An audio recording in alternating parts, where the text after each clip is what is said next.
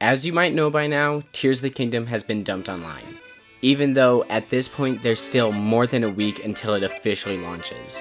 Now, before I get into my discussion, I must preface that in this video and all future videos before May 12th, I will not discuss anything that was not officially endorsed by Nintendo.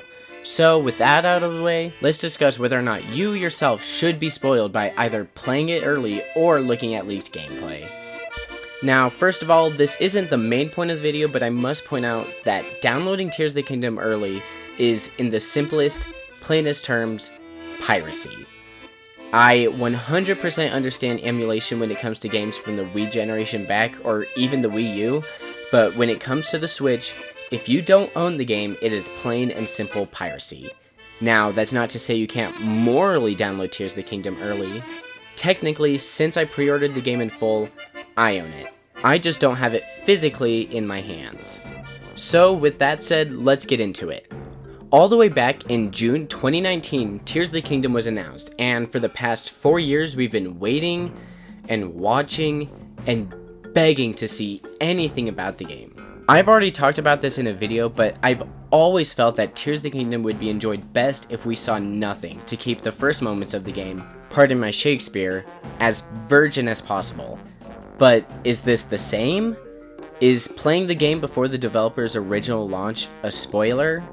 Well, sorta, but not quite. I believe there's something special about gaming that changes when you play it at the same time as everyone else. But bear with me, I'll get back to that later.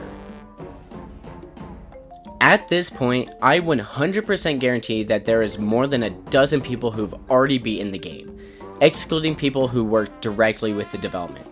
This is far more than the 0 it should have been. But the obvious question is if it even matters. Well, there's two sides. The developer's intent for this game was to be released May 12th.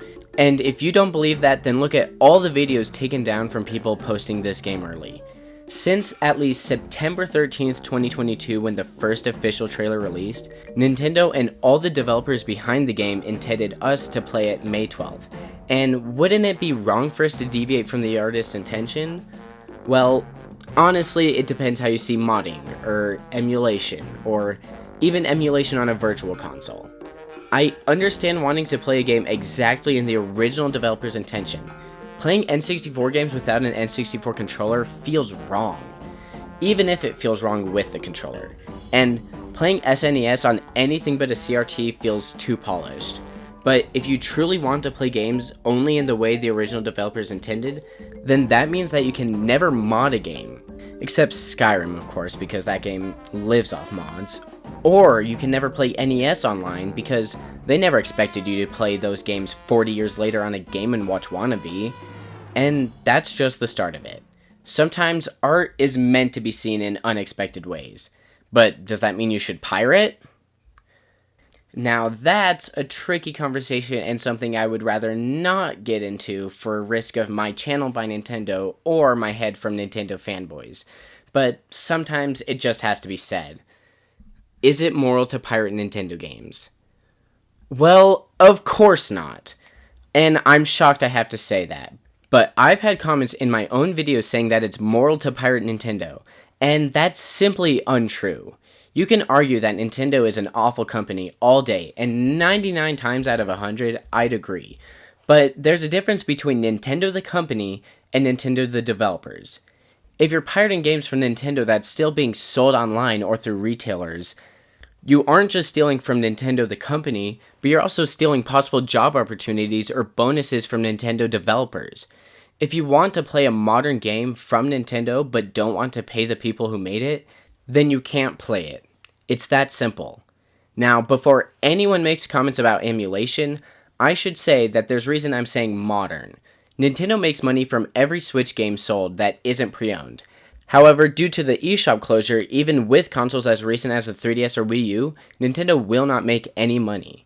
And due to that, I would say it's morally okay to download these games, unavailable on other hardware, because as long as Nintendo doesn't provide the consumer a method to purchase content, there's no other way to access it. It's still piracy, and Nintendo could sue the life out of you and your dog, but I would say it's moral. That's all to say that if you don't own Tears of the Kingdom and you downloaded it, you're now a pirate. And I'll see you around off in the 7 seas. So with that out of the way, now you've decided to download and play it for yourself, what should you do? Well, maybe you'll decide to post your gameplay online. That's where I'm going to stop you. Posting anything about this game online that Nintendo didn't show already is going to ruin the game for someone. Knowing a section of the game before others is fun, but once you're tempted to spoil it, you'll ruin it for everyone. Spoilers are never fun. When you seek them out, you'll either be sorely disappointed by it or disappointed in the fact that you won't be able to see the build-up for yourself. Now, this is a bit of a tangent, but think about back before streaming when big TV shows aired weekly. For the months of a show airing week by week, you could talk to all your friends or family about the latest episode because everyone saw it at the same time. And the build-up before the final episode would always be crazy.